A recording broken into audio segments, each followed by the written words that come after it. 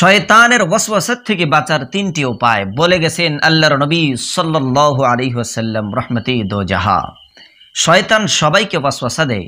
আমাদের সবাইকে জেনে রাখতে হবে যে শয়তান ওয়াসওয়াসা দিলে শয়তানের ওয়াসওয়াসা থেকে আমরা কেমন করে বাঁচব। মানুষের মনের মধ্যে এই ওয়াসওয়াসা শয়তান ঢেলে দেয়। ফামান খালাকাল্লাহ, সব জিনিসকে তো আল্লাহ পয়দা করেছে, তাহলে আল্লাহকে কে পয়দা করেছে? মানুষের মধ্যে এই ওয়াসওয়াসা শয়তান পয়দা করে দেয়। আল্লাহর নবী সাল্লাল্লাহু আলাইহি ওয়াসাল্লাম বলেন, এ আমার উম্মতেরা, তোমাদের মধ্যে যখন শয়তান এমন ধরনের ওয়াসওয়াসা সৃষ্টি করে দেয় তাহলে তোমরা তিনটি কাজ করবে। নবী আকরাম সাল্লাল্লাহু আলাইহি ওয়াসাল্লাম বলেছেন, ফাকুলু, তোমরা তখন বলো, আল্লাহু আহাদ, আল্লাহ একজন, আল্লাহুস সামাদ, সবাই তার মুখাপেক্ষী, কিন্তু আল্লাহ কারো মুখাপেক্ষী নন। সবার জন্য আল্লাহর দরকার আছে, কিন্তু আল্লাহর জন্য কারো দরকার নাই। লাম ইয়ালিদ ওয়ালাম ইউলাদ, আল্লাহ কারো থেকে জন্ম হননি আর আল্লাহ কাউকে জন্ম দেননি।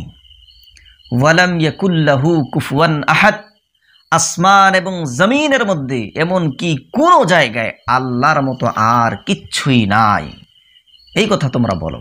নাম্বার 2, নবী আকরাম সাল্লাল্লাহু আলাইহি ওয়াসাল্লাম বললেন যে তোমাদের মধ্যে যখন ওয়াসওয়াসা সৃষ্টি হয়ে যাবে তোমরা সর্বপ্রথম সূরা ইখলাস পাঠ করবে। সূরা ইখলাস অর্থ সহকারে বুঝে তোমরা পড়বে যে আল্লাহ এক, আল্লাহ বেনিয়াস, আল্লাহ কারো সন্তান নন, আল্লাহ কাউকে জন্ম দেননি, আল্লাহ কারো মাতা পিতা নন।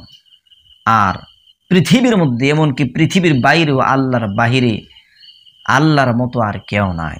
সুম্মা ইয়াতফুল আন ইয়াসারিহি, এরপরে তোমরা নিজের বাও দিকে থুথু থুথু 3 বার করবে। শয়তান যদি কারো মনে ওয়াসওয়াসা দেয়, জি ওয়াসওয়াসাই হোক, সর্বপ্রথম আপনারা সূরা ইখলাস পাঠ করবেন, এরপরে আপনারা নিজের বাও দিকে থু থু থু এরকম করে 3 বার থুথু করবেন।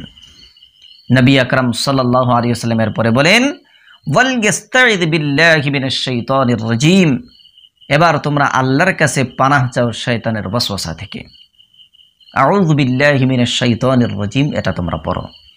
তাহলে শয়তান থেকে বাঁচার 3টি উপায় নবী করিম সাল্লাল্লাহু আলাইহি ওয়াসাল্লাম বলেছেন। সর্বপ্রথম হচ্ছে সূরা ইখলাস পাঠ করা, এরপরে হচ্ছে নিজের বাম দিকে 3 বার থুথু করা, এরপরে আউযু বিল্লাহি মিনাশ শাইতানির রাজীম পাঠ করা। এই 3টি কাজ যদি আপনারা করেন আপনার মনের ভিতর থেকে ওয়াসওয়াসা দূর হয়ে যাবে আল্লাহর রহমতে।